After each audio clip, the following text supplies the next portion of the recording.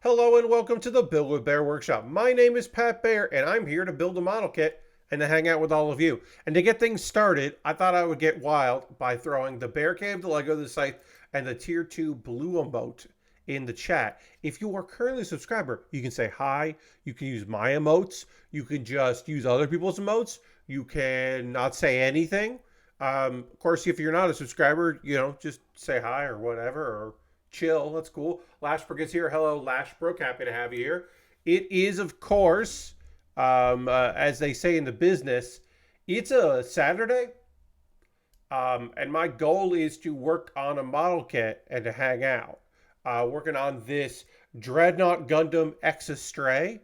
The Dreadnought Gundam from Gundam Seed Destiny. Yes, Gundam Seed. It's not Destiny, sorry.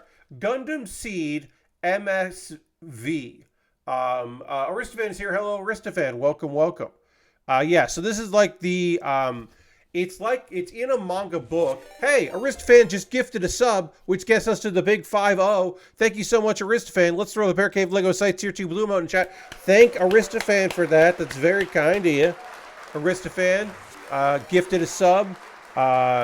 So enjoy that, L. Ramses. 84.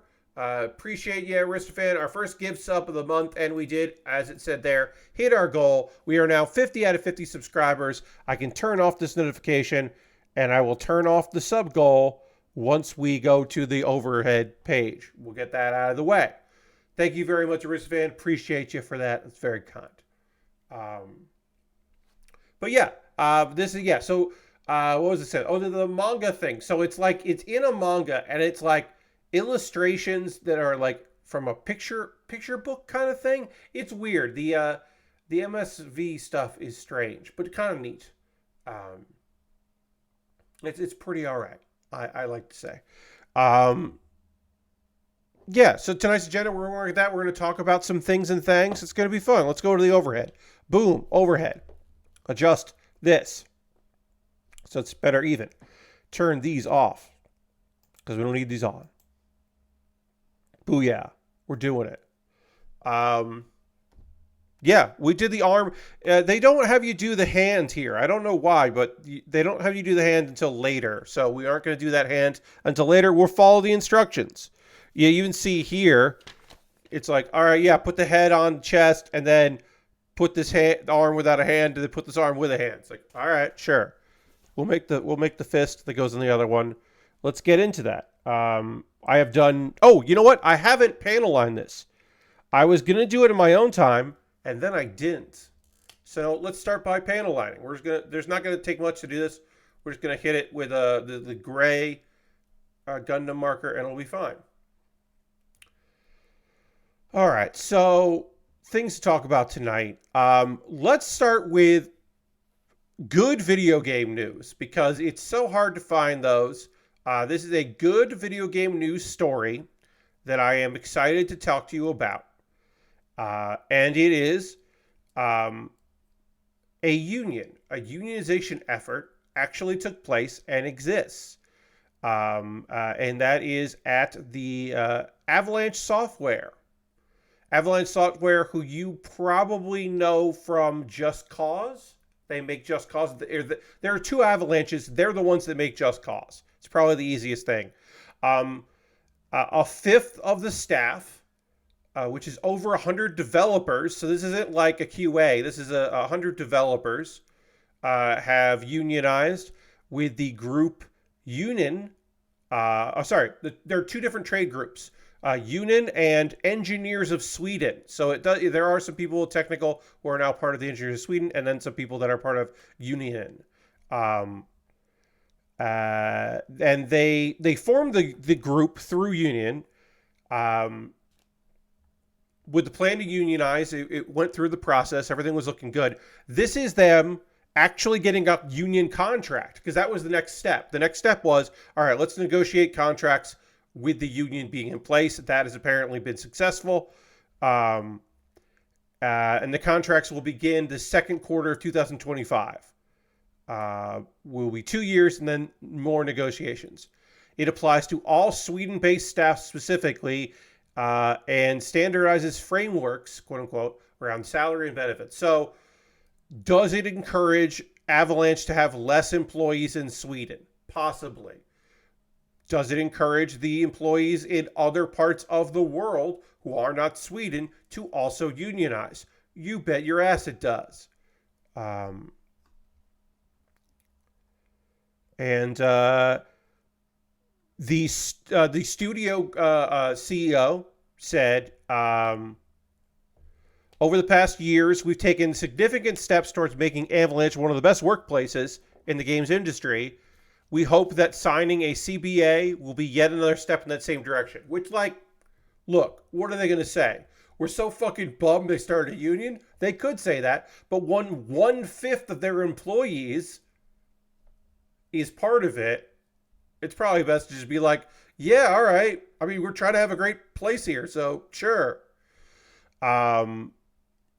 Union benefits weren't listed, but from their negotiation topics that we do know about, one of their big points, we don't know if this came through, no.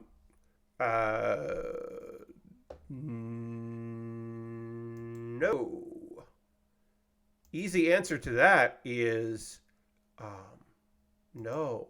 Instead, what you end up having is a block. That's how you catch a block. Is that real simple, real easy? The answer is no. The answer is no, everybody. Just so you know. I don't go for that. Not at all. Not interested in that shit. Right, well, I can do something else here, right? Can I do? Yeah. We'll leave it there so everybody can see it. Because I'm not in my mod mode. I guess I could get in my mod mode if I wanted to. Go over to Twitch.tv/Pat Baer.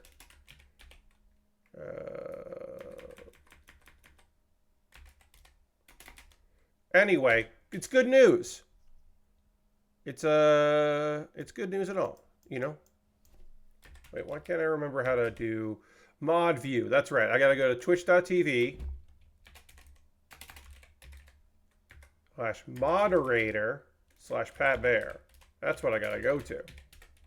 It won't work if you're not a moderator. The /moderator doesn't work. It's just the other way.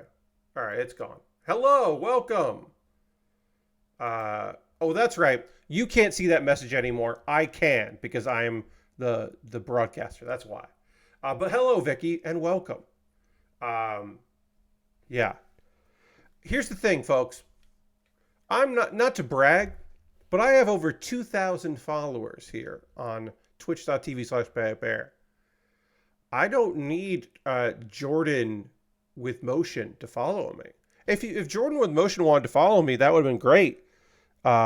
They would have found out about a cool stream, but they don't. That's fine. Anyway, congratulations to the 100 employees of Avalanche Software for having a union and having negotiations on that union. That rules. In bad, incredibly bad video game studio news, we now have to talk about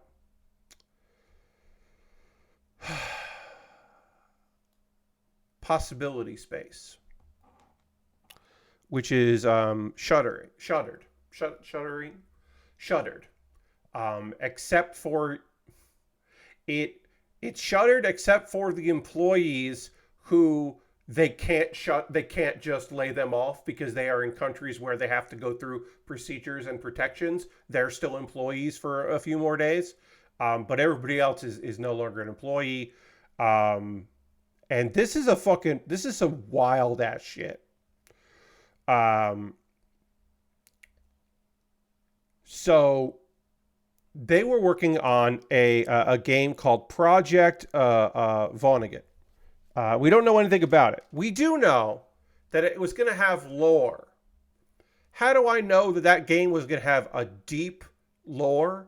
Because Austin Walker was working on it. Austin Walker of Waypoint Vice, and Giant Bomb, and incredible critiques and excellent writing about games. Um, Austin left the journalism side to go to the developer side to be the lore master, and work on the story of an unannounced game at Possibility Space. And before we get into this, because I'm going to say Possibility Space a lot, I am going to steal from my own tweet about this. Obviously, we're going to talk about how this sucks and how the owner is just the former owner, is just lying.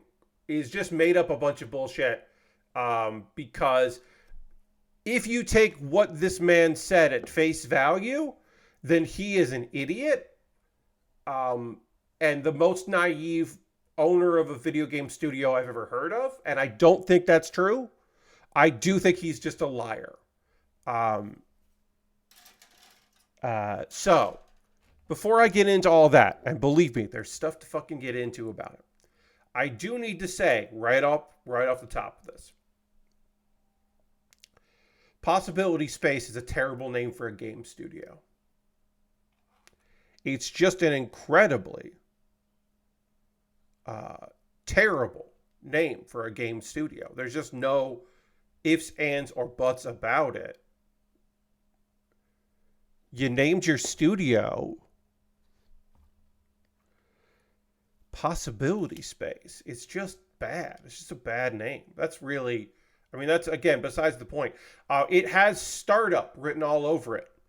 A Possibility Space sounds like a bunch of 20-year-olds with seed money are trying to reinvent a thing that doesn't need to be reinvented and cut out low-paying work from minorities. That's what Possibility Space sounds like. Sounds like an incubator of bullshit that will never have an actual product. And in fact, Possibility Space never had a full product. They were working on one, seemingly, supposedly. They were working on a game, just, aren't anymore. There were two things about this. Possibility Space. So Possibility Space was one of two developers owned by the same company. Crop Circle also got shut down. That lasted longer, and neither got to actually put out a video game.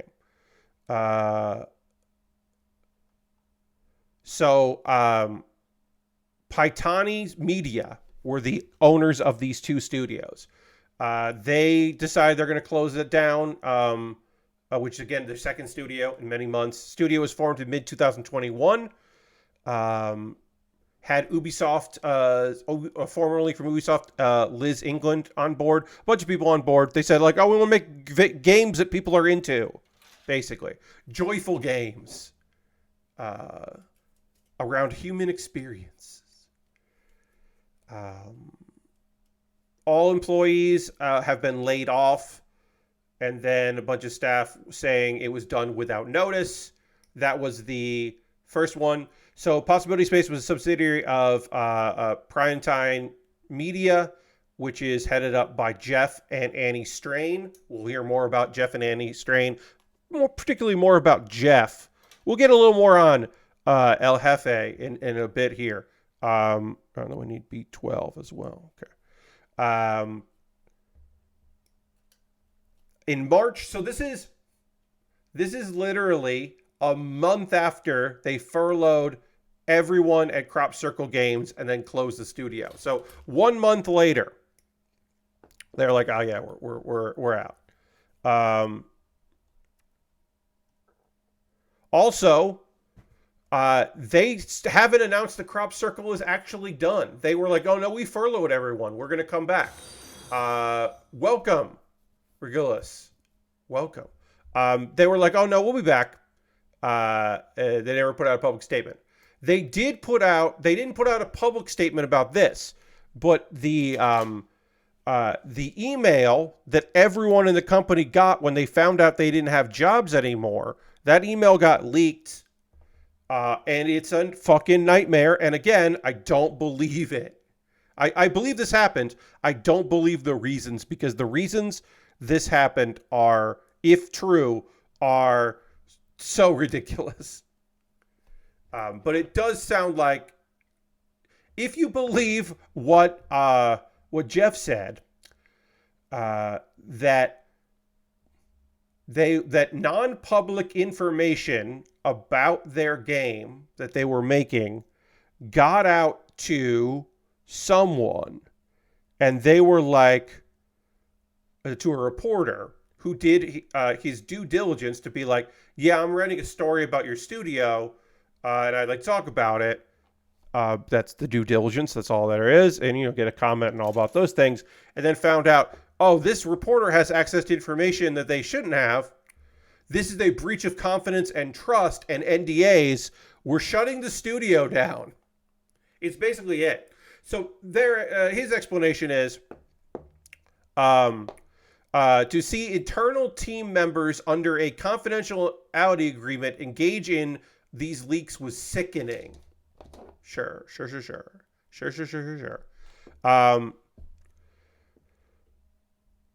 So basically, he had a meet. So basically, he found out this information. And again, I must say, Ethan Gotch was going to write something for Kotaku. We don't know what the subject was going to be. We don't know what was going to be said about it. My assumption, I am making a huge assumption here, is that when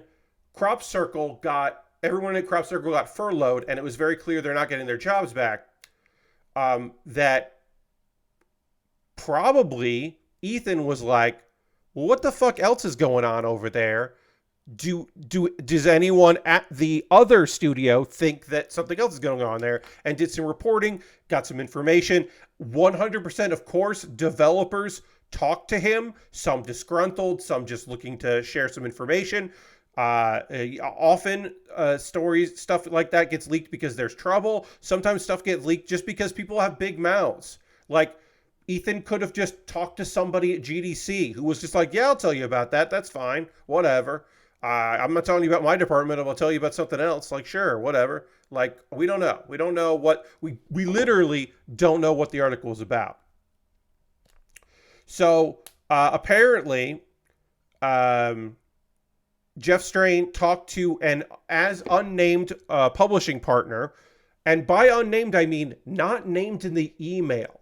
So this email to everyone, every employee, stated, I talked to our publishing partner, I should say, because they were going to self-publish. Talked to our partner, and we've come to the decision that we are going to shutter the studio because of this.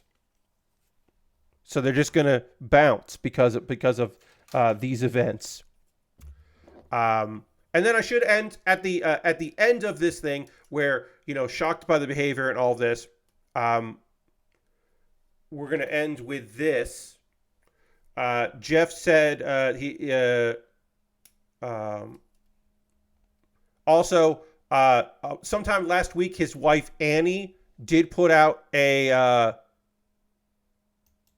statement ahead of this article. They put out a physical statement, which we'll look at in a bit. We'll talk about in a bit. I do want to say that the statement was just like, hey, I'm stepping away from games to focus on my family and care for Annie. And a reminder, there are some employees in that company who are still technically employees because you can't just lay them off in the country that they're from.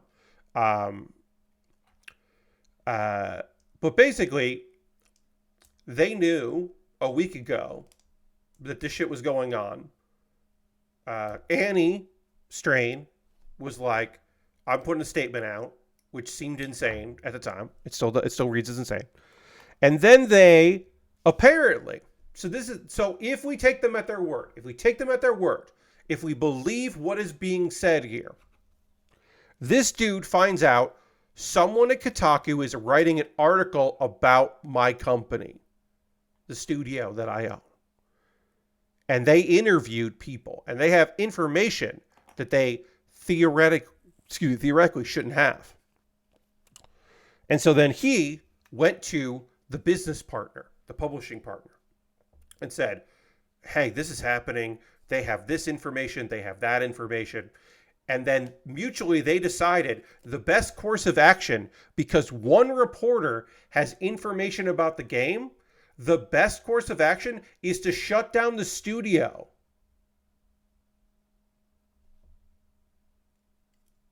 What? What the fuck are you talking about? Like that's your thing?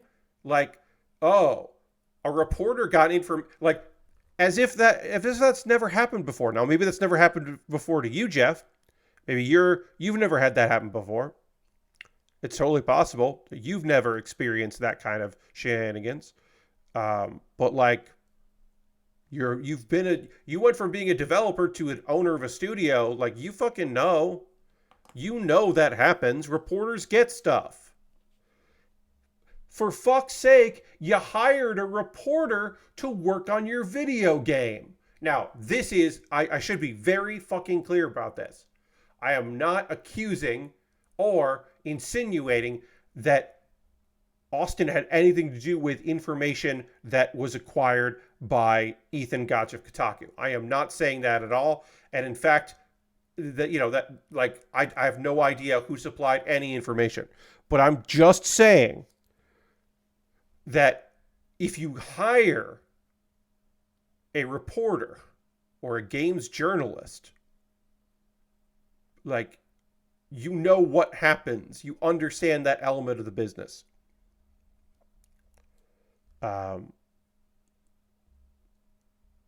So Annie, his wife, put out a thing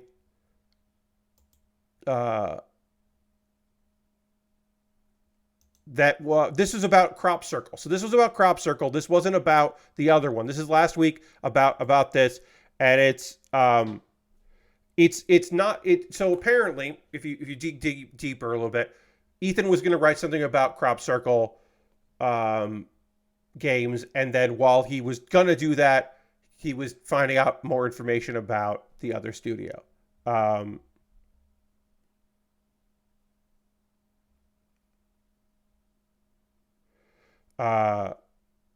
And it was just like, I stepped down as CEO and he never talked to me. The reporter doesn't have to. He talked to other people at the company. He hadn't gone through to talk to her. And it's just like, she stepped down on medical leave. So this is, again, we have to be clear about this. She stepped down as CEO as medical leave. And then her husband furloughed all the employees because of her medical leave. Instead of putting in a temporary CEO, they just furloughed everybody. So her thing is, I don't want to talk to you about my personal health. So therefore, you shouldn't write an article about my studio, which is just like, oh, okay, sure. Did he ask you about that? But this is, again, a press release about this. What I did not understand was the current economic downturn in the industry is not just about another economic cycle. It is a permanent and sustained alteration and contraction of the industry we all know and love. Which is like, what are you, like, again, it's just, this press release is like a letter you send to a dear friend, as opposed to a press release. It's just unbelievable.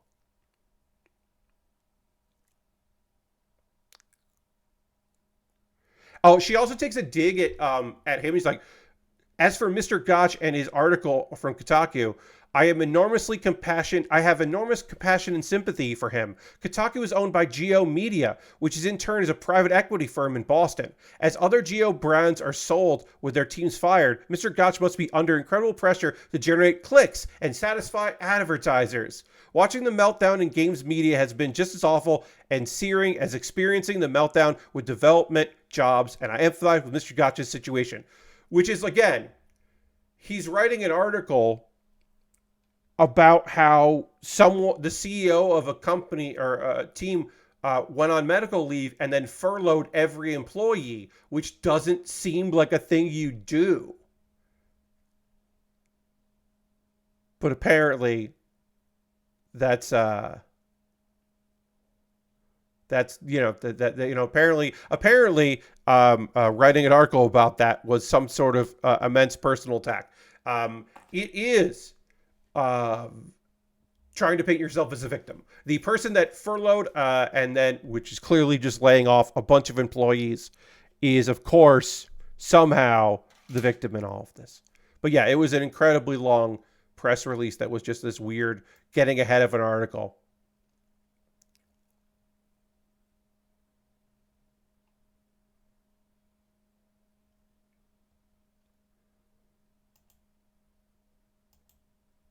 Yeah, it's a nightmare. When I screw over hordes of people, I'm a con artist. When rich people do it, they're just being savvy. I mean, yeah, again, to them, they didn't screw over anyone. This is just what's happening in their lives. Um, but also the fact that you're like, again, I hate to nitpick on this because I do think it's all bullshit. But we do need to at least reference the fact that this man told a bunch of people, hey, what just happened there? What was that sound? Oh, it was a follow. Thank you, O Chester O, for the follow. Appreciate that. Again, a bunch of followers tonight. Always welcome. But again, mostly my thing is this dude is like, hey,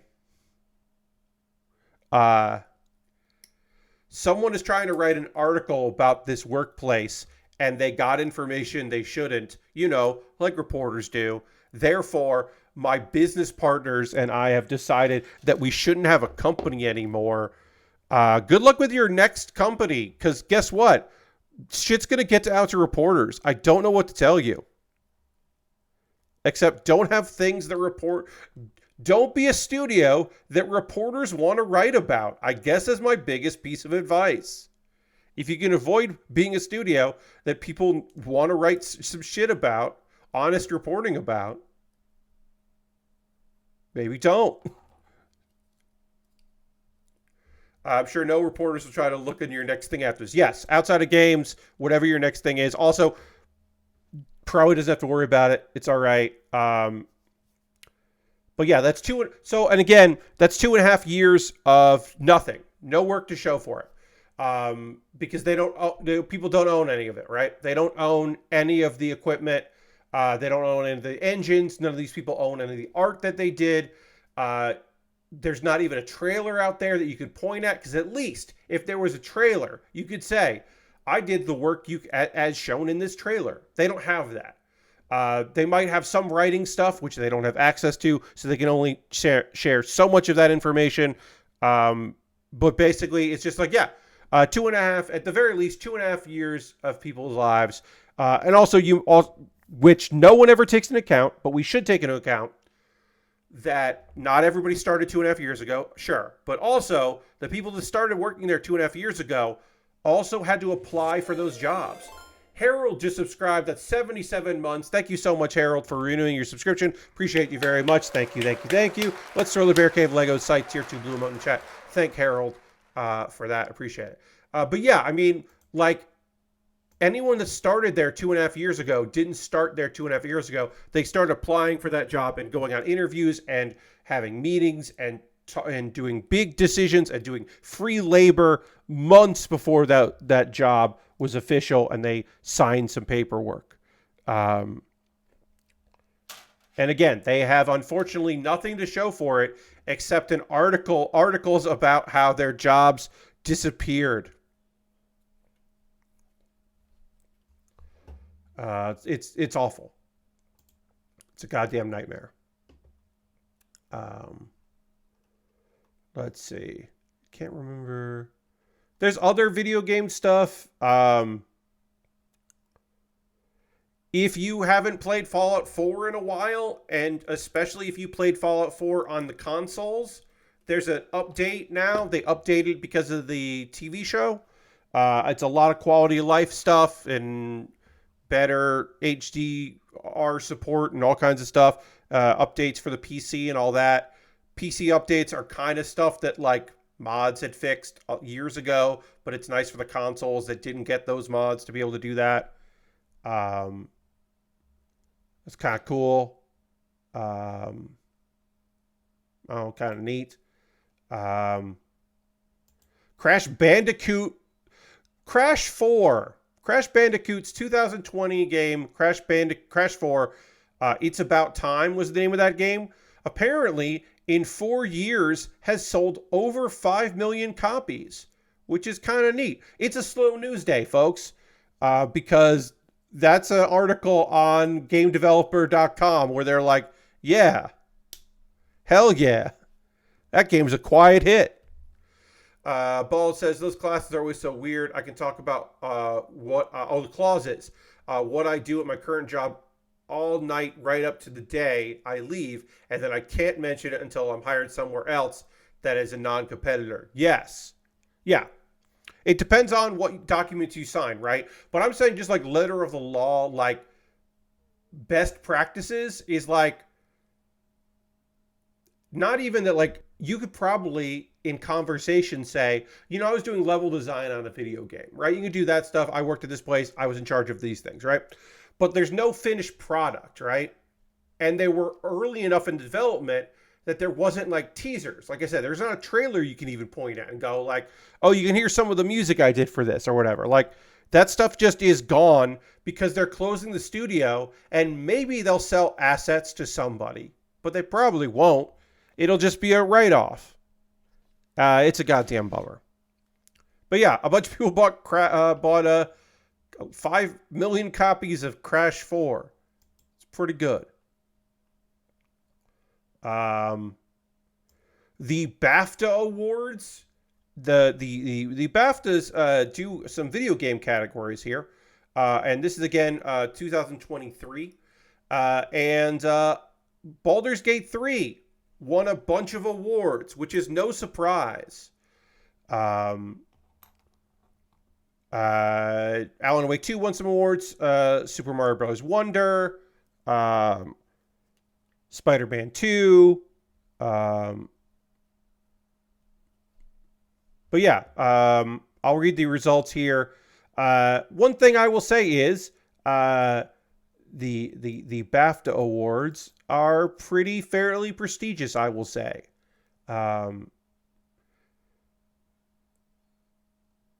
As far as, you know, their game awards, it's fairly new for them, but it's still, you know, fairly prestigious to win these things. And I watched about 25 minutes of the award show. It was pretty neat.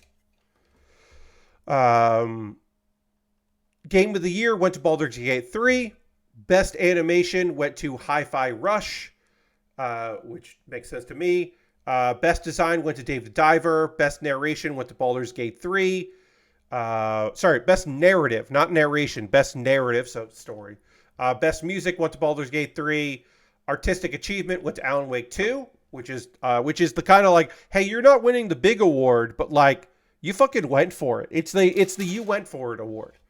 Audio Achievement went to Alan Wake 2. Again, that's like, look, you're not winning Best Music, but like you went for it. Technical Achievement went to Legends of Zelda Tears of the Kingdom for Nintendo, of course, which is like, I know some people will be like, oh, it's not technically that impressive. It's like, I don't know, Tears of the Kingdom, like that mechanic, the building mechanics, pretty fucking rad. Games Beyond Entertainment went to, I think it's Chia. I think that's how you pronounce it. You don't pronounce the T. Games Beyond Entertainment is like their name for like, I don't know, like you're trying to say something. Alan Wake 2 does have banger music, Aristophanes. You're not wrong. And they fucking went for it with it. Alan Wake 2 was legit terrifying for me at times. I had to drop it because I'm not great with horror, and it was so much more horror than I thought it would be. Yeah. Yeah, Alan Wake 2, there were some times where I was like, I need a break. I did finish it because I thought it was such a fantastic story, and I was really enjoying my time with Alan Wake 2. But I totally understand why you would be like, you know what? What if I didn't anymore with Alan Wake 2? I get it. I get where you're coming from. I did want to say here, friends, this is one of the rarest things in this era of model kits. This right here, what I just built, in order. Usually, this part of the waist is the last thing that you'll build. The fact that we built this, Let's see, is there a connector? No, it just connects right there. Right? Yeah. Yeah.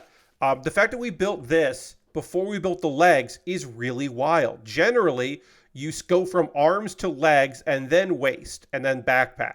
But they're having us build the waist next, which is wild. So we can panel line this and we can at least build off. And then as we build a leg, we can attach a leg.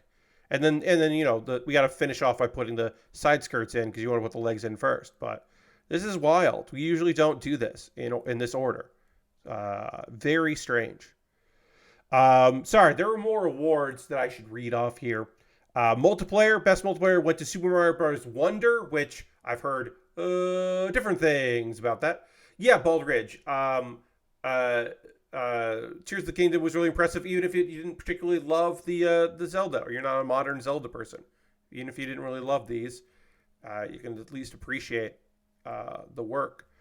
Evolving Game, which I guess is supposed to be like DLC or always on games, like whatever, or like big patches, expansions. I don't know.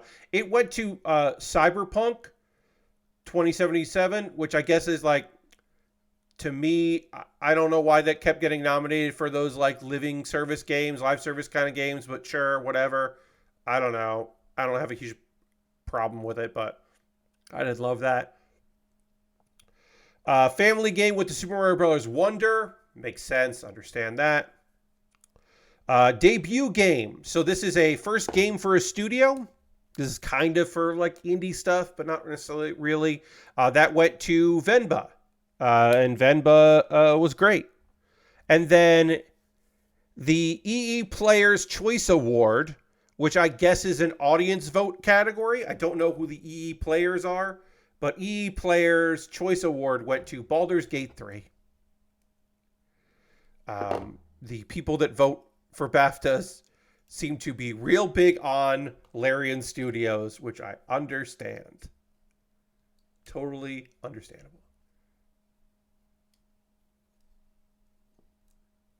Yeah, I mean, it didn't fix, like, look, the update fixed things for a lot of people. There were a lot of quality of life improvements. There were a lot of bug fixes in Cyberpunk around the DLC, but it didn't like fix everything. And there are plenty of people who still have problems with that game, even with a fresh install. Yeah, they didn't fix all their shit. It's very frustrating. All right, let's work on the feet. We built the waist. Time to move on to the feet. Let's see if there's any other news. Saturday, often there's kind of a slow news day. I kind of often rely on Saturdays when I'm streaming with y'all. Not always, but I often rely a little bit on like, well, did I do anything? Do I have a rant in me? Is there anything I want to talk about? But I'm pretty well ranted out. I did have a little rant there about about working and all that, but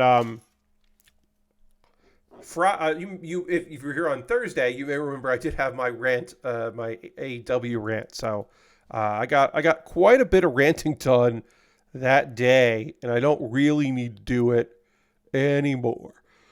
2021, sorry. Oh, I'm yawning. My apologies. Did some yard stuff today and shot a video. Doing what I gotta do.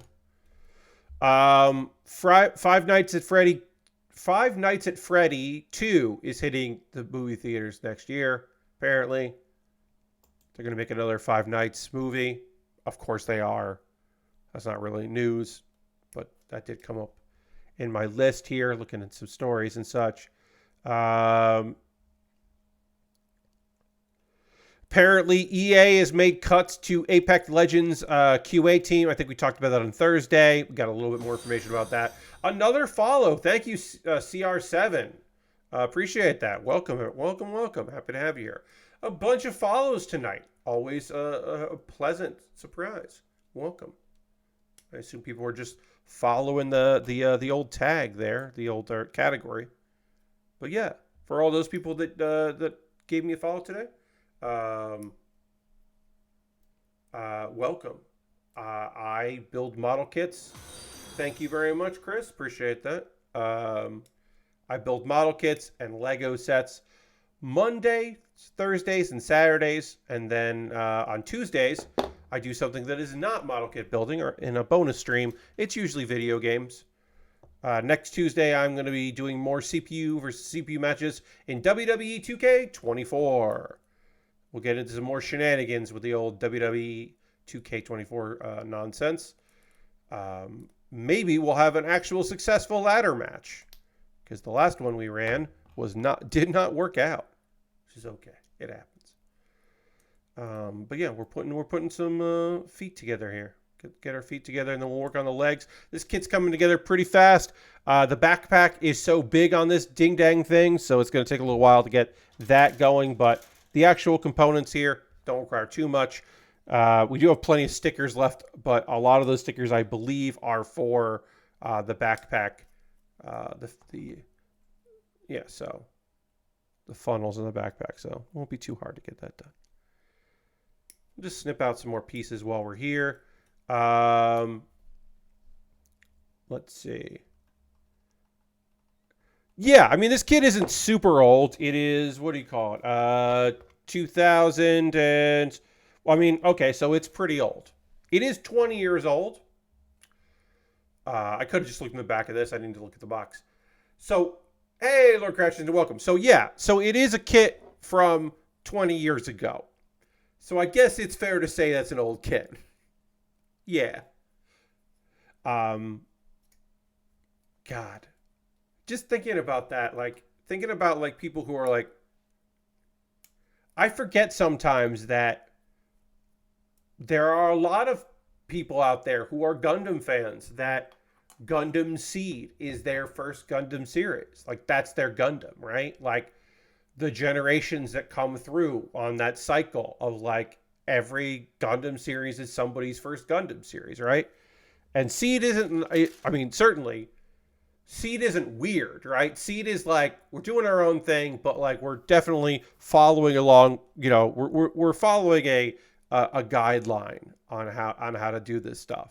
So I don't think Seed is, like, a bad place to start. I know some people didn't enjoy Seed at all, but I don't think it's a bad place to begin if that was your first Gundam series. Or your first, you know, model kits for your first series, that kind of thing.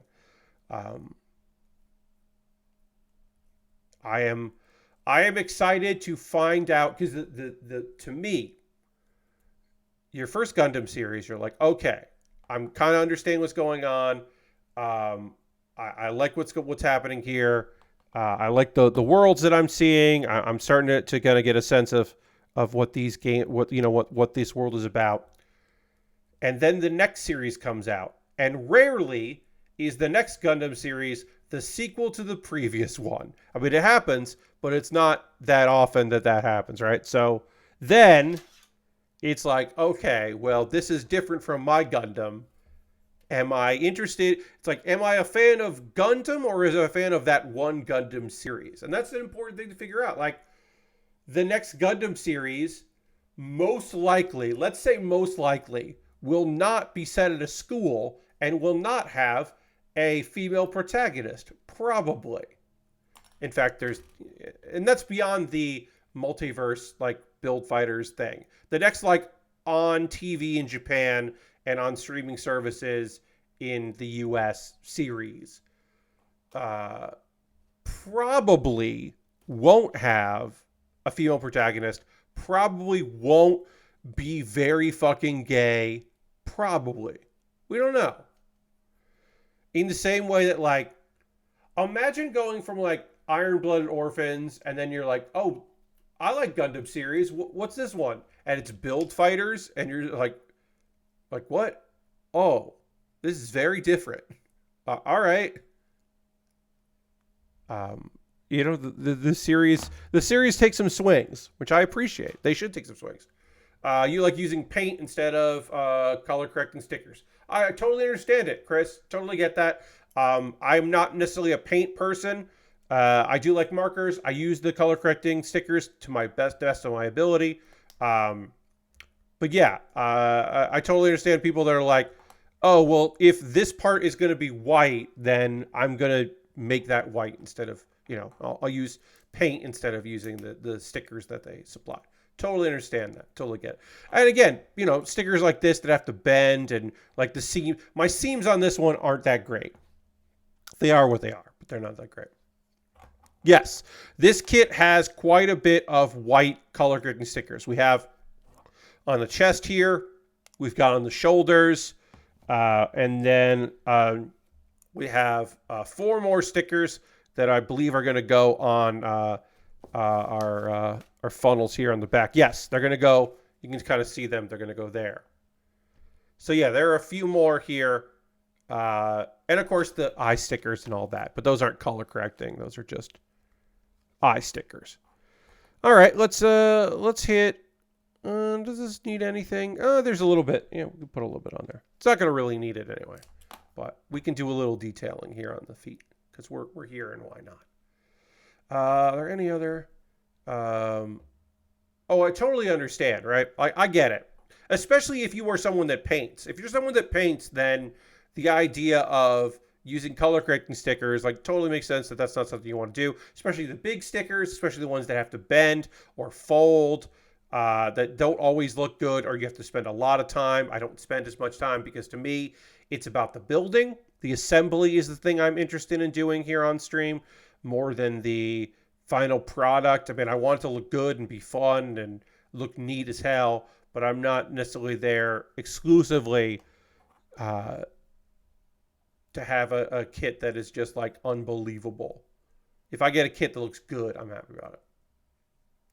Yes, the Double X does have some similarities with this kit, totally. And we've built a Double X here not too long ago, the high-grade Double X.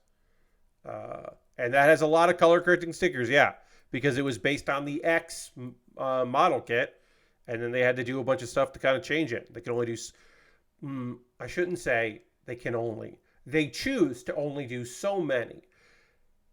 I guess I'm not too fussed when it comes to high grades that especially in the Build Fighters series, or especially when you get to the Battle Log, which are updates of old kits by design. I'm not as fussed about it. I don't love it, but I'm not as bothered by color correcting stickers. In many ways, I'm well, if that's what it took to get this kit out the door and available, I understand. Would I prefer it? Sure. Would I prefer that this chest piece, that this was not white sticker and instead was white plastic that fit in? Yes, of course I would prefer that. We didn't get that, unfortunately. When they used to put out in the 90s, when they would put out non-grades and they didn't include color correcting stickers because you had to paint them yourself. We have the non-grade Devil Gundam there. That Devil Gundam, of course, that's the clear version, but the original, the toes were not painted right, and they weren't the right color plastic, and also they didn't include toe stickers, so you just looked different. I was like, I don't love that. And by toes, I mean it is weird. It's a weird kit, but yes, the things that are approximations of toes just did not have proper colors, which is frustrating. But again, I don't mind it myself.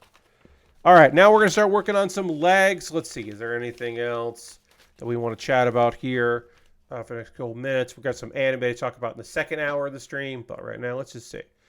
Any other news stories here? No news stories there. Any other news stories we want to talk about with... let's see.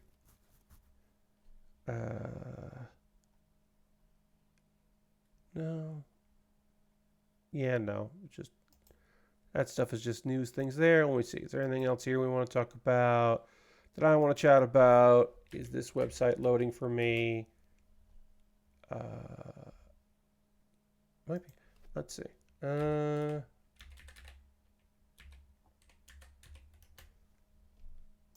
Yeah, let's see if there's any wrestling news, because occasionally there's some wrestling news. Before this kit, what is your latest build? Okay, so we started this kit on stream on Thursday, and on Thursday we finished the GM Sniper 2 high grade.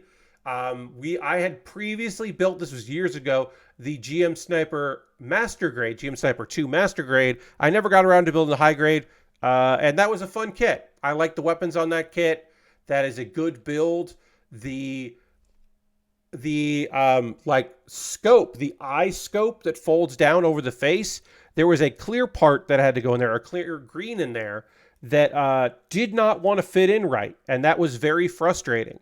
I think it was just because like I got big paws. I think that my fingers there were just making that difficult. Eventually, I did get it in there so that it lined up right, but that was giving me a lot of trouble. But otherwise, that kit is very fun and looked very neat. That was a good time. Let's see. Let me see. J, I. Yeah, there we go. There's I. I was like, where's I? All right, so we're gonna do the 2 legs here. We're gonna build all of one leg, then we'll build all of the other. Oh, you got the high new. Nice. Yeah, that's a great real grade. That real grade was really fun. Yeah, that's a solid kit, good real grade. Enjoy it. Yeah, it's a good time. Let's see.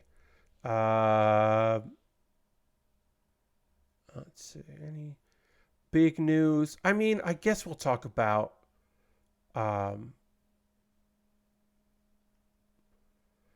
Jon Moxley is a New Japan champion, and that's kind of wild. Last night there was a show in Chicago.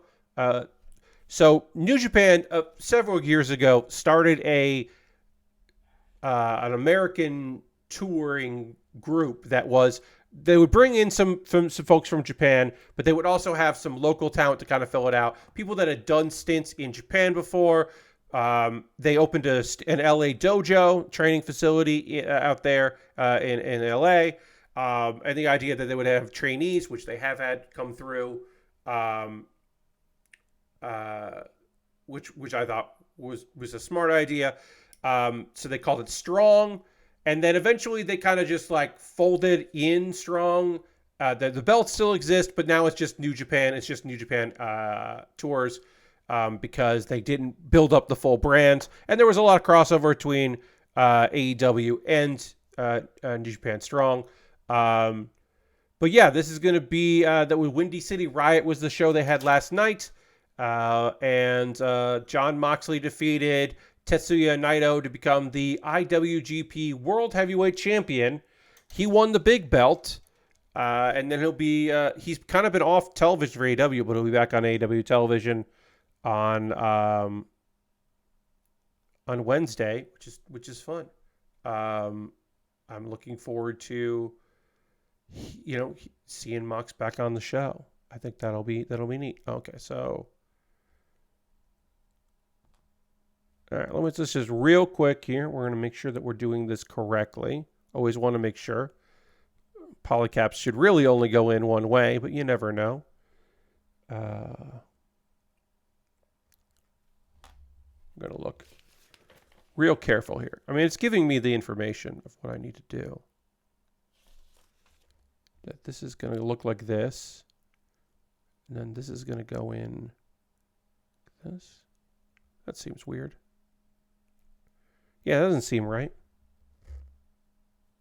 Why would it go like that? It does, though. Huh? Okay. Yeah. Slides in like that, but then it doesn't seem to want to go in all the way.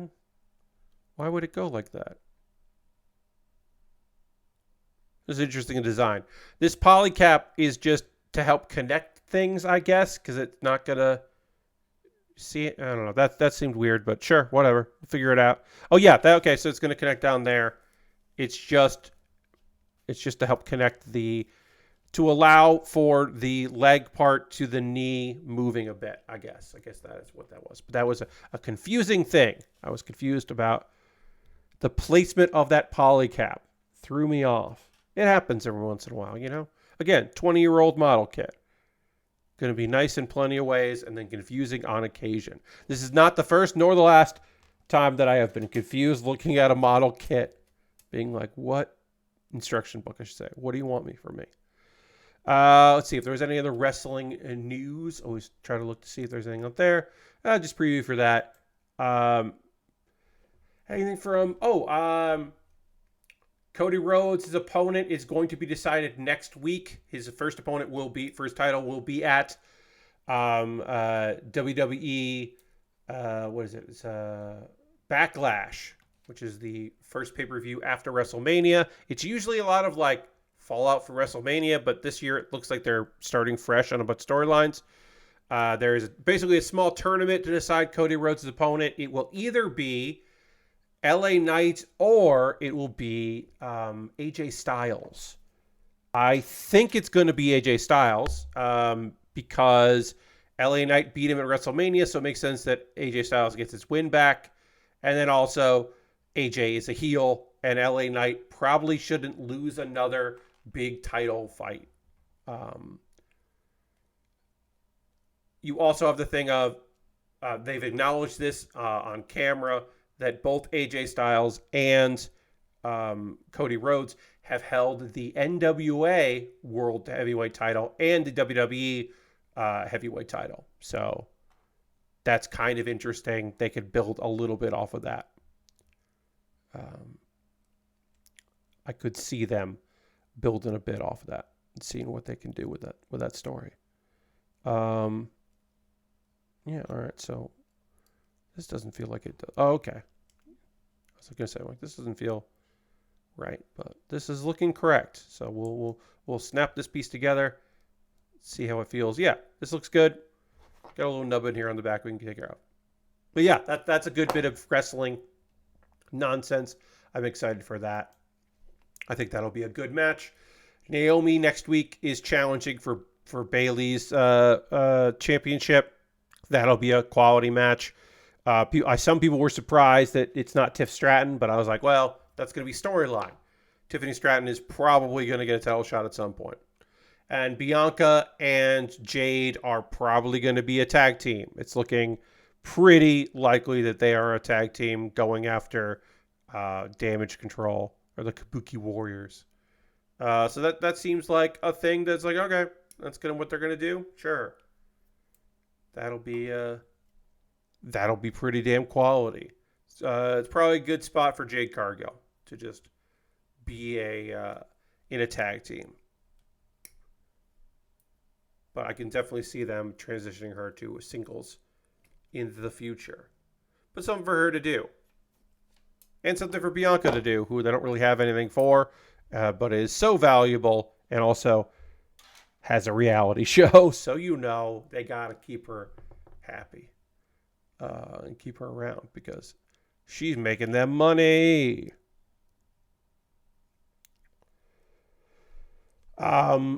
So I thought that for today I was going to talk about Windbreaker, which is a series that started last week, but I hadn't watched the first episode. I was like, I'm going to talk about Windbreaker, and I'm going to talk about Tonari no Yokai-san episode 2.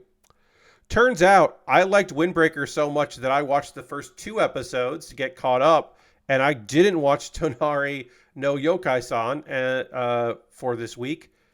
So I will watch that for Monday. We'll talk about that on Monday. I think that's how it's going to go. But I'm going to talk about after the pause of the cause, I'll talk about both episodes of Windbreaker. That's 2 words, Windbreaker, which is a shonen, action coming of age story that I'm pretty into right off the bat. Never tried reading the manga, but I immediately was like, yeah, all right. Yeah, I'll give this a go. And we'll talk about that in a little bit. But first, you know what time it is, friends. If you've been to this stream before, you know what's up. It's the pause for the cause. That's what we're going to do right now. This is my opportunity to promote myself. If I had sponsors, this would be our ad break, but I don't have ad reads. I just have self-promotion. First and foremost, if you are currently a subscriber to the Build With Baer Workshop, you can throw the Bear Cave, the Lego, the Scythe, the Tier 2 blue emote in the chat. If you are a subscriber, please throw those emotes in the chat. Being a subscriber is the easiest way to support what I do here through Cash Money or your Prime Gaming token. Thank you, Harold. Appreciate that. Being a subscriber is the easiest way to support me, as I said. If you have Amazon Prime, you can link with your Twitch. A Herald renewed subscription tonight, which is rad. Appreciate that very much. But yeah, it is just a simple way of supporting what I do here. You don't see ads, which is nice, especially when you want to start a stream. If you want to start my stream and join in and jump in on it, you're not going to see an ad, and that's cool. And I make a little bit of money on it, which is nice for me. You could also gift a sub like Aristofan did, which is so wonderful. I appreciate it very much. Or you could be like Harold and give me a few bits and join the cheer leaderboard. And those are the way to help me out through Twitch. There's other ways, and we're going to get into those other ways right now. I have a Patreon at patreon.com/PatBaer. And that's my alternative to using the old Twitch. If you want to support me via payment, but you don't want to go through Twitch, you can go to my Patreon. There's a $1, $3, $5, and $10 tier there. And there are different rewards for different tiers.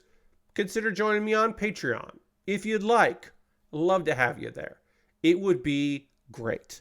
What else? Oh, I got a YouTube channel. I know not everyone has a YouTube channel, but I do. YouTube.com/PatBaer. Over on my YouTube channel, if you wanted to, you could subscribe for free. See the videos that I make over there. That would be great. Appreciate that. Or you could become a member over there. I know, Lord Grashington. Shocking. Membership is $2 a month. You get my Wednesday videos on Tuesday. It is a little bit of a bonus. But sometimes I'm like, I don't know, maybe you just want to become a member there. I turned it on. I got one member over there right now. Occasionally I have 2 or 3. Right now I got one member over there, and that's fine. And then if you just want to do a one-time donation, you can always just do my PayPal directly or Ko-Fi if you don't want to become a monthly supporter. And if you see over my Ko-Fi, there is a thing about dental surgery. There's like a goal I've got. If you want to support that, you could. Everything I make through direct donations, through AdSense on my YouTube, so watching my videos helps me, through Patreon and through Twitch, all goes into a fund. And from that fund, I pull money out of there to buy model kits. The Dreadnought that I'm currently working on right now, this kit right here, I was able to pick this up off Amazon because of your generosity. Past you helped present me. And present you could help out future me if you wanted to. Now, again, all the money goes right back into me building stuff.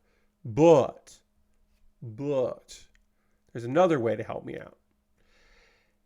If you saw a model kit and you were like, well, what if you built that next, Pat? And you bought that model kit for me off, like, say, my Amazon wish list. Then it would jump the queue and become the next thing that I build. And also, I'd make a dedicated video for my YouTube channel about the thing, an unboxing in a way. We just got rated by Shax Kitsune. Thank you very much, Shanks. Appreciate you very much. Shax, I should say. Welcome, Raiders. I'm doing my spiel where I talk about ways people can support the channel. I'm going to get through that really quickly. We'll get back to model kit building. I appreciate you coming in on the raid.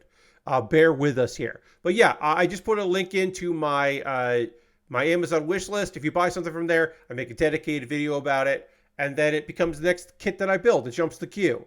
I've got inexpensive kits. I got expensive kits. I got model kits and Lego sets and Pokemon kits, and I think I got a Digimon in there. And then there's some gear at the bottom, including a replacement light rig for my overhead light, because the one I currently have is battery chargeable, not it's USB chargeable, not USB like powered. And I keep worrying that one day the charging will get bad and it will just not last 2 hours. Like, I am fairly afraid that at some point it's just going to die on me. It didn't cost me much money, but I do need eventually to get a replacement for that. So I got a bunch of options for things there. If you see something there you'd like to see me build on stream, you could buy it and then it could get built. I have Throne as my alternative to Amazon because it's nice to have alternatives. And then the most convoluted way to support me financially, if you want to, is to go to USA Gundam Store. You got to make an account at USA Gundam Store. You got to buy a gift card at USA Gundam Store. They send you an email with the gift card code. Then you DM me on Twitter or whisper me here on Twitch with that gift card code. And then I use that to make. I use that to buy something from USA Gundam Store, which then I build on stream, and everybody's happy. I have a Discord if you're interested in supporting me and not spending any money. You can join my Discord. I post build photos at the end of every stream. People post stuff they're working on. It is a great little community. You are welcome to join the Discord. It's pretty fucking chill. A couple video links for you to check out if you would. Pat Baer's Anime Club is my ongoing video series where I talk about the anime, something from anime that I want to chat about. Long form videos, sometimes 20 minutes. This video was over 2 hours. It was recorded live on stream, and it was me talking about the winter 2024 season, wrapping that up, and then previewing the spring season, which we are in now. And if you would like a recommendation of a show from last season and you don't want to watch a 2.5 hour video, I get it. You could watch a video that's under a minute where I talked about Villainous Level 99, which was a fantastic isekai. Hold on. There we go. Villainous Level 99's fantastic isekai from winter 2024 season. It is a take on the otome, the dating game subgenre of isekai, where a girl suddenly realizes, oh, I'm the villain, or I'm going to grow up to be the villain, the final boss, the hidden final boss in this dating game that is also a great RPG, but who cares? I'm a capital G gamer. I can't wait to level up. And then she does, and it's fun. A fun little series.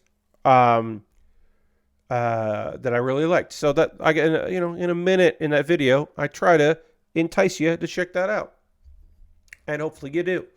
Again, I have 2 episodes of an anime to chat with you about. We're going to get into that discussion in just a moment, but before that, I do need to drink a beverage, a couple sips of beverage. It's a little water break, and then we'll get into panel lining and talking about anime and other stuff, I'm sure. And we'll do that right now.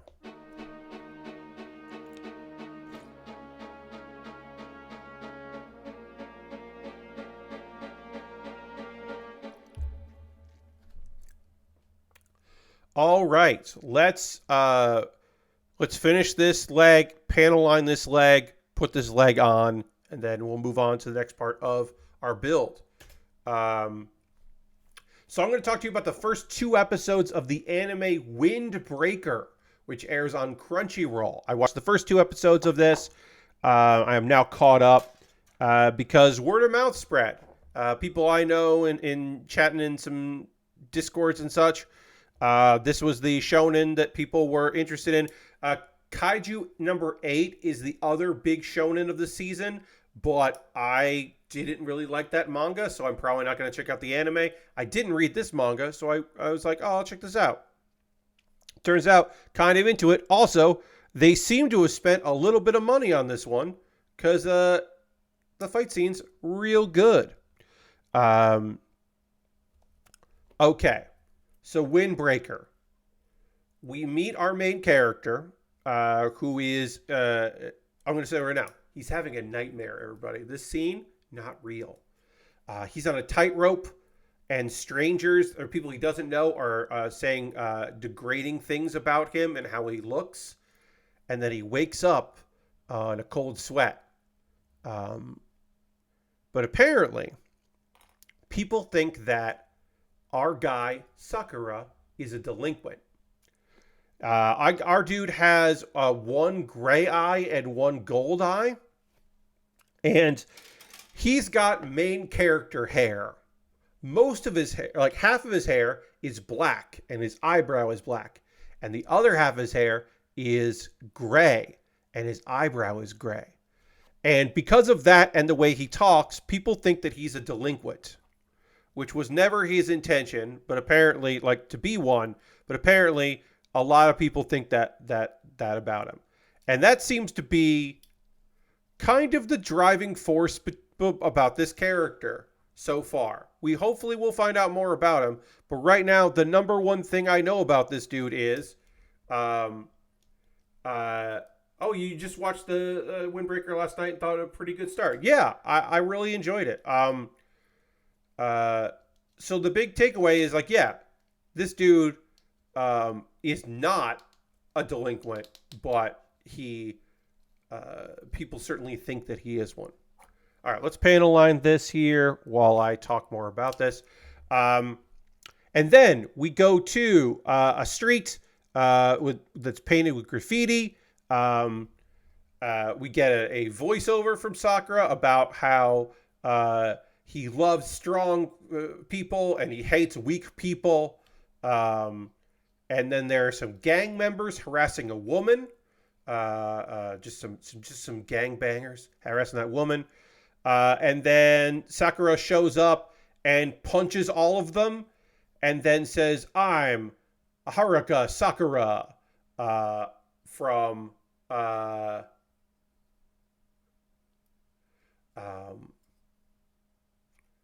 from Firin High School."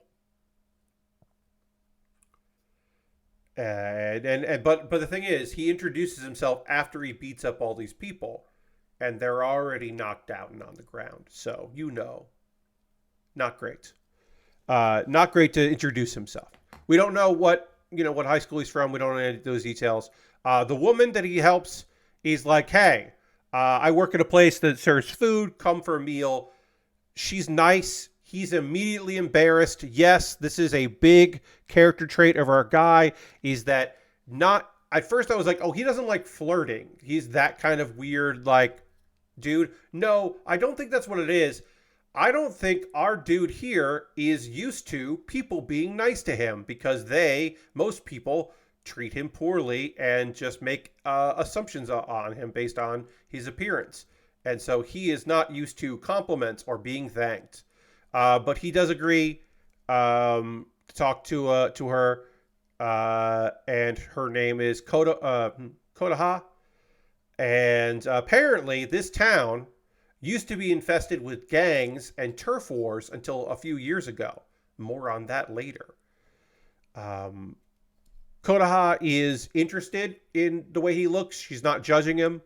Um, and she's not scared of the fact that he fights people. And that's weird because usually it's one of, if not both those things, that kind of throw people off. So he's thrown off by that.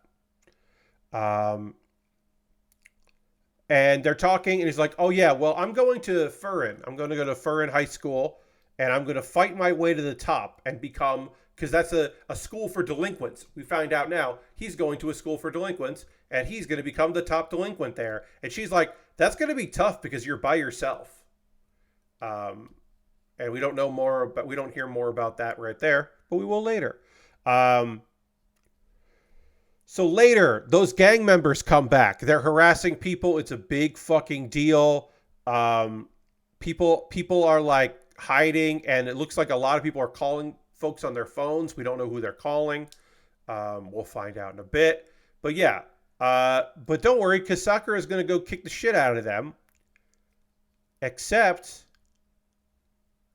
Kohada got kidnapped. Kohada got kidnapped. And Sakura can't really fight while also protecting her. And so he preps himself to get hit with the bat when, out of nowhere, a bunch of students from Furin show up and they fight all of the gang members that are still left. And it's a fucking cool-ass fight scene with all these dudes and ladies just kicking ass and being cool as hell. And it is a fun little montage. And then also, that's who the residents called. They called the high school students for help, and they're so psyched the high school students are helping them out. Because apparently, that time there used to be turf wars and lots of gang activity, and then all of the high school delinquents apparently cleaned up the neighborhood, and they protect the residents. And apparently, the locals call them Buferin because they're from Furin and they're fighters, which is fun, and like defenders. Residents are thanking them. Sakura didn't expect students from Furin to be like this, so he's surprised.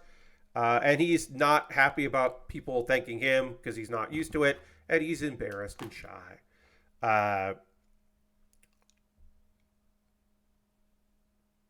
And then he goes and attacks like the gang leader to vent his frustration. That's the end of episode 1. But don't worry, folks, because there's a second episode. Sure.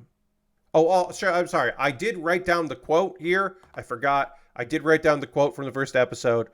The story is how.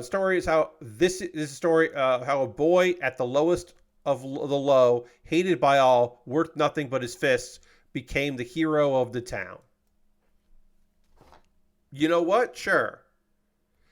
Now you might, I think, jokingly say, spoilers. He's going to become the hero of the town, but also like, yeah, of course, he's the main character of the story. Like, look, there exists a possibility that this game was just going to be like, or game, I should say, this anime was just going to be like, and then he was pretty okay at it.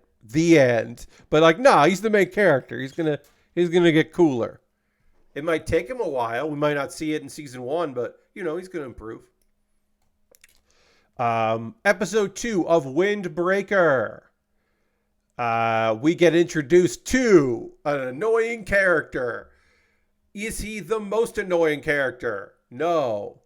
Is he still a character that seems to exist just to be annoying and probably also get kidnapped? Yeah. Was it a deal? Was this a windbreaker deal breaker? Probably not. But just let me have it. Let me have that. I came up. That was an ad lib. I didn't have that written down in my notes. I did not prep that joke ? In advance. But I'm stupidly proud of windbreaker deal breaker. Nairi is not a windbreaker deal breaker, but he is an annoying supporting cast member. So Sakura has to bring to the restaurant where Konoha works. He is carrying a grandmother, piggyback style, to the restaurant. So apparently, he's fitting in. The neighborhood now knows that he's a good dude.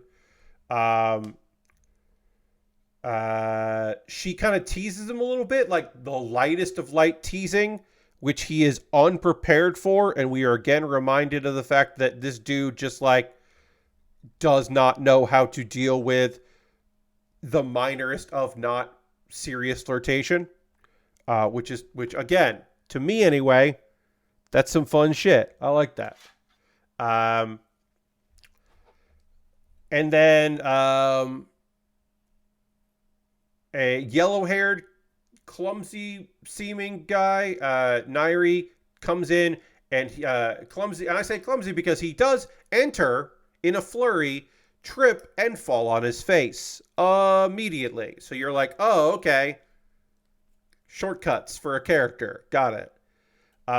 He is also enrolling this year in Furin, but apparently, from conversation, we get this conversation, which I should stress, Sakura fucking hates learning this stuff. Our boy, Neri, isn't so much a delinquent or a fighter. He's just a fanboy for delinquents. He's a big fan of the school, and that's why he wants to go there. He doesn't want to go there to be like a fighter and part of a crew. He wants to go there because he's really interested. And we find out more later why. But he is just a fanboy of the shit. And again, we're going to learn more about him. Nairi is like, he doesn't make fun of the fact that part of Sakura's hair is pure white. Again, like black on one side, white on the other. He's just like, oh, you must be really stressed. It's just like, that's clearly not what's going on here, my guy, but okay. And then he's fanboying, and he's like, they're heroes of the town, and it's this whole thing. And Sakura's just like, yeah, I want to be the top. And then Nairi is just like, well, you shouldn't try too hard, or you're going to go bald from all the stress. And it's just one of those things where I'm like, I know what you're doing here, anime.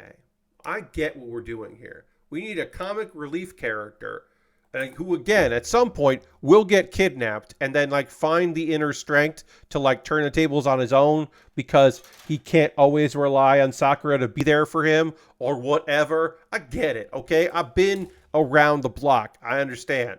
That doesn't make me like this character and at all just because I understand what he is doing there thematically. But sure. Nairi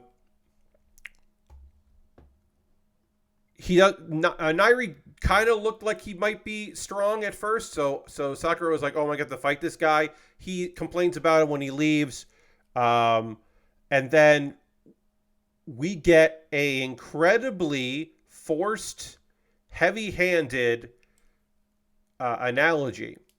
Kota is like, just think about coffee beans, like the coffee fruit is red before it becomes a brown coffee bean.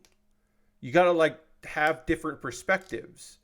Like, and I didn't do a good job of explaining what she meant by that, but also she didn't do a good job of it either. So what are you going to do? Sakura leaves and he gets stopped by people who are thanking him for helping out because he's kind of been pushed in with the other high school students. He did help save the day, even if he couldn't do it on his own. And he feels weird about it. And apparently a girl comes running to him for help because in the time it took our friends to have a conversation about coffee beans, Nairi stepped in to help out a girl, that very girl, who was being targeted by bullies. And he stepped up. And they're about to hit him. And then Sakura comes in and just beats them all up. And it's not played for comedy, but it is very clear that he is very good at beating people up who are not good. Like, we have not seen him fight anyone who's good at fighting. He's just definitely better at fighting than people who are bad at fighting. That's all we know so far, really. Again, we will probably get more information about how he does in a real fight at some point. Nairi is just like shocked, and he's like didn't think that Sakura had it in him, and he blames himself for what happened. And he's like, I was bullied in middle school, and a student from Furin saved me, and that's why I want to be cool like that, like them. And it's not much of a backstory, but it's enough of a backstory. Like, it's enough of a backstory that you're like, yeah, all right, sure, okay. And Sakura's just like, you're not lame. You couldn't do it yourself, but you did stand up for a stranger, and that's commendable. And the girl thanks both of them. And a friendship is born between these two characters, I guess. And then they go to school for the first time. Nairi is just like, oh, some of my favorite students are in this class, which is a weird thing to say. But there's one that he's like kind of worried about. He's like, oh, there's one that I don't get a good vibes from. And then they meet Suo. Suo is just like joking, and he does like pranks and jokes, and like he's cheerful. And that was the person that Nairi was worried about, but it's like, oh no, that's fine. And it turns out, even though this is a school for delinquents, their classmates all seem pretty cool and pretty nice. And like Suo kind of gets in like a little tussle with Sakura, but it's clearly for fun. And it's like, what's going on with this school? Like, everybody seems pretty chill. Like, we know they can fight, but they seem pretty chill. And then everything's like great, except then a table gets thrown at the group. Like a full-on table gets just chucked at them by a character named Kyotaro. And apparently he wants to fight Sakura. He wants to spar or brawl with Sakura. And that's where we end episode 2 of our anime there, Windbreaker. by the fact that I've watched 2 episodes basically back to back today and didn't watch another show because I was like, oh, I thought I was only going to watch 1 episode of this, and oh no, I want to get caught up. Yeah. Uh, is it doing anything new? It's not even that new for like a battle school anime, the like school for delinquents. The fact that everyone so far, other than like one character, seems pretty nice is a fun twist. The fact that the high school of delinquents protects the nearby town is pretty funny and kind of cool. Um, uh, that seems pretty great. It's certainly animated really well. No issues there. Uh, to this episode introduced a annoying side character who hopefully won't be too annoying. So it's not the end of the world, but yeah, I thought it was pretty great. Also, the school does have like lots of graffiti and stuff. It kind of maybe outwardly looks like what you would imagine a school for delinquents or full of delinquents would look like. But yeah, the characters are fun. Um, uh, yeah, a friend of mine was like, "This is a pleasant fighting anime," and that's what it is, right? That's what it feels like to me. There's an element of just like ease with it that is just like totally watchable, breezy. Maybe I don't use breezy that often to describe a shonen, but yeah, it's a breezy shonen. I am sure that there will be some dramatic tension and some shenanigans and maybe some tragedy in somebody's backstory. But for right now, it's pretty fucking chill. And that's what I've been watching past 2 days since our last stream. I will talk about Tonari no Yokai-san episode 2 on Monday. I'll also talk about Grandpa and Grandma Turn Young again. And then I might still get to... I watched all of Newgate, but I don't think Newgate is a show that I'm going to cover weekly because I know from the manga, at least, that there's not going to be any action for like 3 or 4 more episodes, and most of it is just a chill slice of life, which, be clear, I really like. I'm on board for a cheer slice of life, a chill, cheery slice of life, but I can understand if some people are like, yeah, maybe I don't want to hear every moment about that. Now is the part of the stream, folks, where I want to hear from you. What are you watching right now? What are you playing? What are you into? What's got you going? What are you excited about? If you're ready to pick up a new game, or you're going to the movies this week, or you're like about ready to dive into Fallout, let me know. I'll tell you. My non-spoilery review of Fallout TV series is, for Amazon, is, hey, that's good. Turns out that's pretty good. Look, do I wish there were a few more New Vegas Easter eggs and instead of the Fallout 3, Fallout 4 Easter eggs that we get? Yeah, maybe. I guess maybe I would like that. I do think that it is a good start to what hopefully would be a longer series. I would love to see more of it. I think I love that particular show is just chock full of character actors that I appreciate. There's like just so many like, oh, this person in a vault suit is just like from the first episode. It's like, oh, I know that person. I know that person. Oh, I don't know the person by name, but I recognize them from this show. Like, it's just chock full of that. I thought pacing was really good for this 8 episodes. And yeah, there's not... Look, there have only been... What? 5... Well, so 3, 4, 5, 6 Fallout games, and I didn't play one of them. I didn't play 76. But yeah, I liked it. But yeah, I want to hear from you, friends. What are you watching? What are you playing? What's got you going? So people are starting to throw some stuff into chat. While you're typing in chat, I will let you know about a few other things here. Oh, and while I build the backpack for this, because I gotta build a whole dang backpack for this thing and thing. Oh, so that connects to the backpack. Ooh, that's neat. That's fun. Oh, yeah, so I'll do that. So that goes in first, and that goes in second. Okay, great. Got it. I understand. I got to build the backpack, but I can't put the backpack on until I build the additions to the side skirts, which I think I'm just going to probably build there and just attach first anyway before I build that. So let's just do that. Sorry. I'm playing Hearthstone.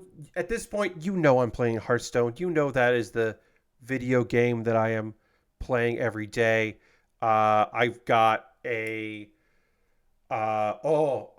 so you know that for me, I have decks that are like win some games and are sometimes bullshit. And then I have decks that don't win games and are always bullshit. I have a Thief Rogue deck because I, in a pack, unlocked a what do you call it? Oh, I unlocked the legendary rogue card, and I built a deck around that rogue card. It is a thief deck. It is playing cards from your opponent class and other classes that you can then play for cheap.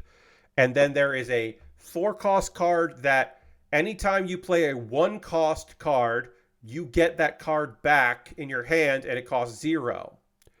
Well, I don't have much 1-cost cards in my deck, but what I do have is a card that puts a bunch of 1-cost cards in your deck that cards that cost 1. So you play one of those cards and then you play the other, and it is a combo that, again, I must stress, this combination of cards is not good and won't win games. But, oh boy, my friends, that is a fun, bad deck that I am playing. I am playing a incredibly fun deck that is not good. So that's Hearthstone. Playing some Helldivers 2, enjoying my Helldivers 2 time. That's always a good shout there. And then, is there anything else that I'm playing or doing? I have a D&D session tomorrow with my regular crew. I'm looking forward to that. So I did a refresher of the notes of our last session because one of the people in the groups in our group takes very good notes about what happens in the games, in the sessions as like a recap, and that's really fun. So I reviewed that today to prepare. I also recorded a video. The next episode of Pat Baer's Anime Club I did today, and that went very well. That is going to be up for everybody on Monday. I talked about all the isekai that are out this season. It was my isekai preview.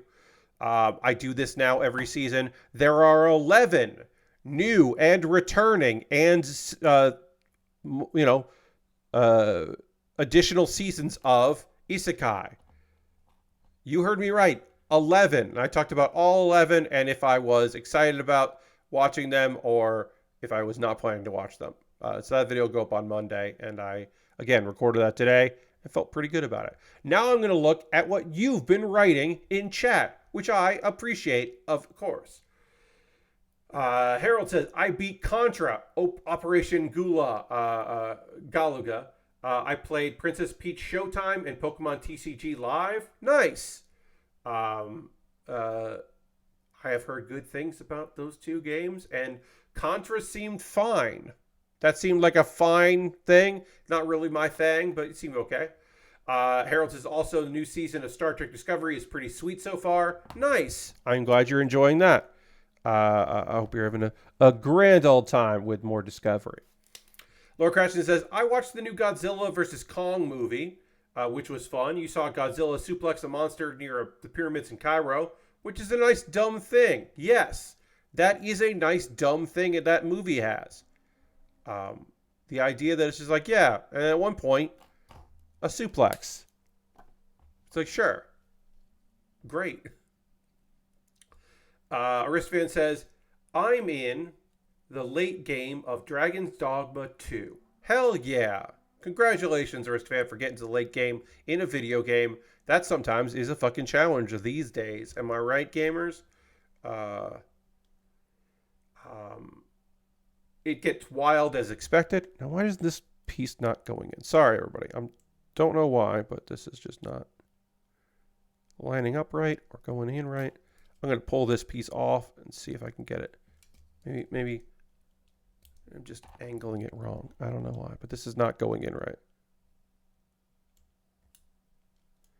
Really needs to. Oh, there it goes. All right. That just took a lot of weird pressure that I don't like putting on kits. Also, Hearthstone, I'm kind of wanting to play a new game, but nothing has really pulled me away yet. I hear you, Aristophan. Doesn't pull at you for a new game. I got you. I understand. Well, this one wasn't easy. That's weird. Sometimes that happens, though. Sometimes you're just like, you're waiting for something new, and there's just nothing. You're just not sure what that's supposed to be that will pique your interest. Lastbrook says, just been watching Reacher and playing Valheim and a bit of Final Fantasy XIV. You tried to play some Helldivers today, but game crashes if you scroll through the Warbond pages too fast. That's no good. I hope that gets fixed or something goes weird. I don't know. That's strange, though. I mean, that game does have some glitches. To be fair, it does have some glitches, but that's frustrating because you just want to play the video game. Let's says it's a real bummer building a new PC and having Helldivers and Dragon's Dogma just be a crashy mess. Yeah, Lashbrook, you know what? I wasn't necessarily dismissive of what you just said there, or the previous thing, but I was kind of like, yeah, you know, it happens. I wish it wasn't. But like, no, you're right. You're right, Lashbrook. You got a new gaming PC. You want to play the hot new games. And the hot new games are like, we're buggy. Like, that's a bummer. So it's frustrating. So yeah, totally. Harold talking about the Contra game. It's a Contra-esque Contra game, which is a good thing. Yes, I will say that for sure, Harold. If you like Contra, and the new game that you get is a Contra game that doesn't feel like Contra, that would be shitty. That would suck ass, and that would be a bummer. So I am glad that it is not that kind of a bummer. All right, so this needs to be... How do you go in here?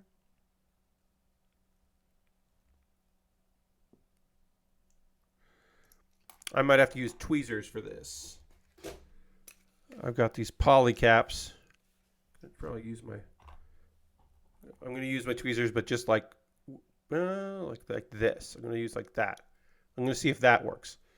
Lord Crash says, I've been enjoying Conan's episode of Hot Ones, which will be the only episode of the YouTube series that I'll ever see. He has a great commitment to his bits.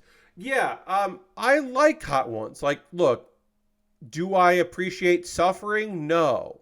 I'm not a fan of that kind of suffering. But I do think that it's an interesting... I've always found that show kind of compelling. I think the host does an incredible amount of research, which I've always appreciated.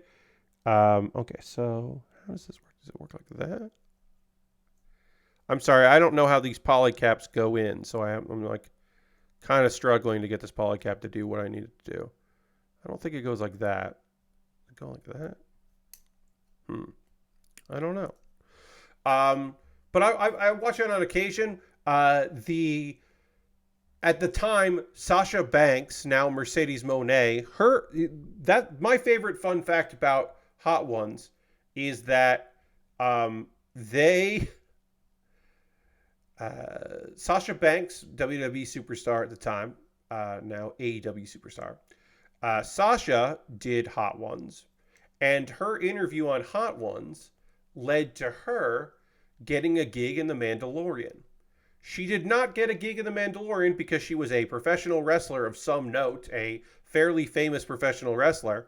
No, a producer for Mandalorian saw her on Hot Ones and was like, "Oh, that girl is fucking rad," and like seems to like really, really get it. It is like really engaging and entertaining. So we should get her on Mandalorian. but not because that was a wrestling fan, as you might have assumed. And I have always found that to be very funny. That is how she got the gig. All right, so does it go like that? Sorry, I am having trouble figuring out how these go in. I thought it went in like that, but that doesn't fit, so it's going to go. So if they fit in like this, if that's how they fit in, we can kind of cheese it a little bit here. We're going to put these in kind of the wrong way. I just watched clips of that show up on Twitter. That is enough since I don't care to see the rest of the episode. I hear you, Lord Gresham. I think that episode is great. I think if you're looking for an interview show that has kind of a different vibe, that is a good interview show. Because, yeah, like I said, it definitely does have a very different vibe to it. All right. Polycaps are in. That seems to be all right. All right. Yeah, there's a couple things with polycaps on this kit that seem a little confusing, but I've figured it out. I understand. Now I just need to put some rockets on there and then some fins on top of the rockets. So let's get those rockets there. They're all the same C-17. So we just do that. But yeah, I like watching that show. I don't watch it all the time. I will say this. I don't like it when people pretend like the hot sauce on the wings they're eating isn't hot. There are some people that are predisposed to like hot sauce, or hot sauce does not affect them. And they are just like, yeah, it's going to have to be worse for me. But there are some people out there that, due to the work they do, the kind of person they are, how they were raised, whatever, they got to act like this shit isn't hot. And that's not playing. Like, I'd rather see someone play up how much it hurts rather than try to no-sell it, to steal a term from wrestling. Which actually reminds me, there was a video with one, at the time, Daniel Bryan, now Bryan Danielson, to go back to wrestling, where Jeff Bakalar is filming, Dan Reichert is interviewing him, and they do the one chip challenge, the hot chip, the impossibly hot, not great chip. And Daniel Bryan, up until the very end of it, no-sells it, like it's not a problem. And then he does kind of admit it, that like, oh yeah, this does suck. But that's not fun for me. Like, I don't want to watch someone eat the hot chip and be like, oh, is this supposed to be hot? Like, fuck off. That's too cool for school. And I know that's wrestling and the idea that you're like, this is, oh, I got to be a tough guy and all that stuff. And it's like, that's bullshit. Eat the hot thing. That's what the people want to see. The people want to see you eat the hot thing and to be unhappy about the hot thing that you have just eaten. Maybe there are people out there that are like, my only episodes I like are the ones where people eat hot stuff and they're like, fine. Maybe there are people out there like that. But if I'm going to indulge in that kind of a show, I want there to be a moment where the interviewee says, that's great. I didn't hear a word you just said because I'm dying right now. I want that moment to be in there. And if that moment's not in there, I don't like it as much. I like to have that moment where it's just like, no, you need to understand this sucks. I think that's better. Lord Christ says, Conan makes that his bit and just becomes more ridiculous over the course of the episode as he's obviously melting down internally. Yes, Conan makes his reactions part of the joke and has a good time. He's doing physical comedy. It is a very simple, easy, fun style of joking around and being a good sport. He is the kind of cartoonish man you would expect Conan O'Brien to be in said scenario if he was doing the Hot Ones challenge. Yeah, he's doing what you would want him to do. If you were like, if you told me that Conan O'Brien was doing Hot Ones, I would say, oh, that's probably very funny as he eats these hot wings. He's probably having a good time trying to distract himself and also just play up the whole thing. I'm sure he's having a ball. And that is true. That's what's happening. We are going to finish this kit on, I'm going to finish the shield right now, but this kit, we're going to finish it on Monday. Definitely. We're definitely going to finish this kit on Monday. Bobby Dice Roller just came in with the gifted subs. Thank you so much, Bobby. Let's throw the Bear Cave Lego site tier 2 blue emote in chat. Thank Bobby Dice Roller for all those gifted subs. That's so kind of you. And welcome Cool Guy J. Great username. It's Juan X Duft, Poll 2696, Mathazine, and Sheropolis. Welcome, all those gifted subs. Thank you very much, Bobby, for gifting that to the channel. I appreciate you very much. And if you're a subscriber, you can throw those into the chat, the emotes. Hey, Pat, been a while since I've been active. I miss hanging out here. I lurk a lot, though. Just wanted to say thanks for what you do. Well, Bobby, I appreciate that. As always, friends, I talk about this. Maybe I don't say it enough. Being a lurker is totally okay. Look, if I had my way, my preferred thing would be on the streams where there's like 5 or 6 people watching the stream, if you want to be a fucking chatter during those streams, mwah. Chef's kiss. Love that. When we hit like 10 plus, if you don't want to be one of the 2 or 3 people that are chatting, I totally understand that. If no one's chatting and you feel the need to say something, that makes you a hero. If you are not in a place where you want to chat, I get it and totally understand. But yeah, there are some times where I'm just like, oh boy, I wish anyone was saying anything right now, because it's almost like I'm doing radio. But also, like, I get it. Bobby says, I plan on starting on my very first Gunpla soon. Nervous, but excited. Hell yeah, Bobby. Good luck with it. Take your time, right? Take your time with it. Enjoy the process of assembling. Marvel in the fact that you will at some point soon have something that didn't exist until you put it together for you. On Thursday, this entire kit we're looking at here, when I started on Thursday, this was just stuff in a box.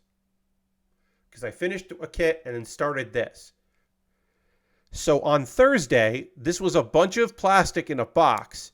And now, by the end of Saturday, it is a body complete kit with a backpack we need to build and another arm for some reason that we didn't assemble yet. Or another hand, I should say. But this kit, like, is becoming its own thing. It is a thing that I could put on a stand right now, other than the fact that it hasn't built a hand, which I guess we should probably just build, but whatever. We're going to build that later. But yeah. Actually, you know what? We're not going to build the shield yet. We're going to build a hand. We'll just assemble the hand just so that I have 2 hands on here. Because I'm going to be honest with you, friends. I don't like looking at this kit with only one hand. I want to have both hands on there. So we'll save the shield for Monday. Monday stream, we'll do the shield. We're going to do the stickers that we haven't applied yet, which are, I believe these are decals. Yeah, there's water slide decals. So we're going to apply the decals that we haven't applied yet. I don't know how many of them we're going to do, but we're at least going to do the Z. We'll do that. It might be the whole stream on Monday dedicated to this build. I'm doing the RX-78 dual ball kit. I want to make that and do a little diorama eventually with another kit I have. Hell yeah. That sounds great. That's awesome. You got a plan. That's neat. But yes, on our... this might take all of Monday because we are going to have to apply stickers and build the whole thing. I will put out a poll tomorrow for my $10 patrons to decide what I'm building next. I don't have much of a backlog right now. For myself, I have more kits coming. In fact, I believe on Monday I will have. I think I've got a FedEx. Yeah, I got something coming from FedEx, a model kit that supposedly is getting delivered on Monday. So I guess I could add it to the poll. Oh no, wait, no. It's supposed to appear on Monday, but it is still in it's in Louisiana. So We'll see if I get an update tomorrow about where it is. But supposedly that was supposed to be there on Monday. So that will not be included in my poll because I don't know when I'm getting that. And that would be bad for me to be like, hey, should I build this next? And then people are like, yes, build that. You're dating someone and keep doing little art dates. Bobby, one, that's rad. And two, congrats, my friend. That's lovely to hear. Art dates is a fun idea. And having, I'll say this, friends. This is an advice for everybody. Sharing the things you like, or at the very least, acknowledging the things you like with your partner, and having that not be a deal breaker is so fucking great. We're going to wrap up tonight's stream there, I think, on that lovely note from Bobby. We are going to raid, though. That is how we end every stream around here. We're going to find somebody doing cool shit out there that we want to go spend some time with and go raid them. Because we had a raid tonight, which is so nice. It's so cool when that happens. So, of course, we want to share the love. And I have to figure out who that is. I have to figure out who we're raiding tonight, where we're going, what we're doing. So let's get that going in just a second. Because we do always end with a raid. Let's see. What is next? Where are we going? Let's do who is streaming right now that we can go raid. Gotta figure this out. How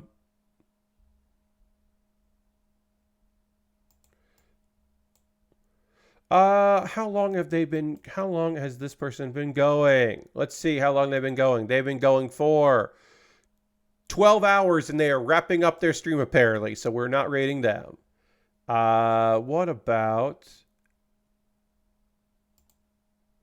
we're going to go check out my friend TQ, who is doing a fundraiser so we're gonna raid TQ.